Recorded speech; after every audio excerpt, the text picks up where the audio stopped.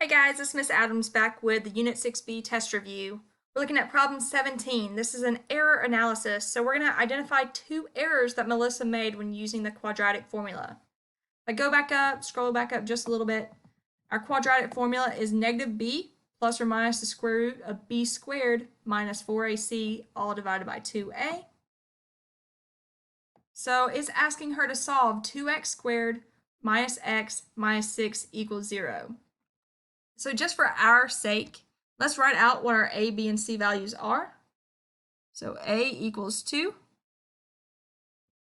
b equals negative 1, and c equals negative 6.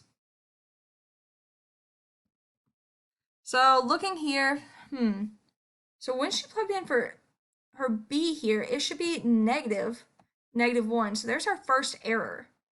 She didn't negate the b out front, so I'm gonna highlight that. So error 1 is she did not make b negative.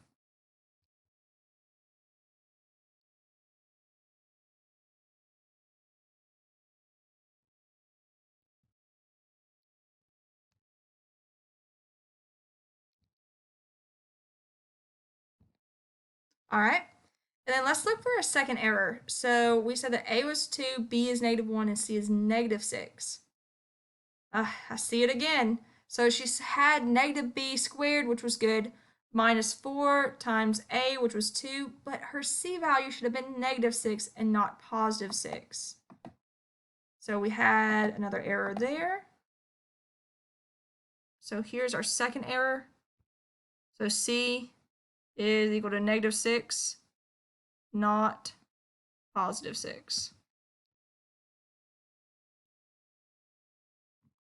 All right, so that's problem 17. Let's go down to problem 18. So we're identifying the characteristics of this graph. So first thing we have to do is label the vertex. So I'll highlight the vertex in yellow. Your vertex is your turning point of your parabola. So whether this is your maximum or your minimum. So right here, we've got our vertex, and it is at point, our ordered pair 2, 2, so where x is 2, y is 2. Now let's look for our y-intercept. We'll do y-intercept in green. So y-intercept is where the graph, your function intercepts the y-axis. This is your vertical axis. So I'm down here at where x is 0, y is negative 6. Okay, then it asks for the direction of the opening. Well, does our graph open upwards? Nope, it's closed right here. So it opens downwards. So we'll say the direction of the graph. It opens down.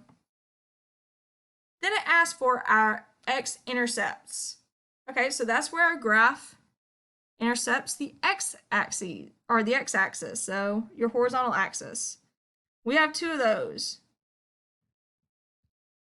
So that's also where y equals 0. So we're going to have an x-intercept at 1, 0, and x-intercept at 3, 0. And the last thing it asks for is this AOS, which is your axis of symmetry.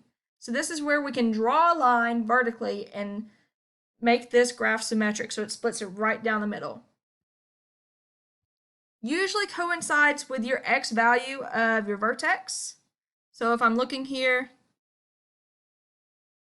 I got my axis of symmetry right along that x value of the vertex, which would be where x equals 2. Okay, so now we want to circle all the graphs below that match the graph on the right.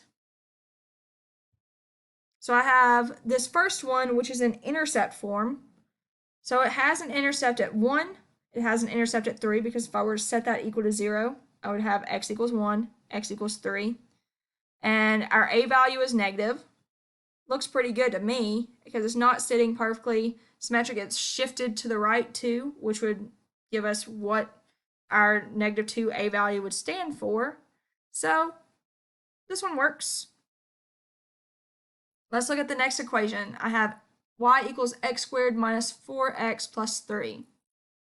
So that tells us that the y-intercept would need to be positive 3. Well, our y-intercept is -6, so that equation does not work.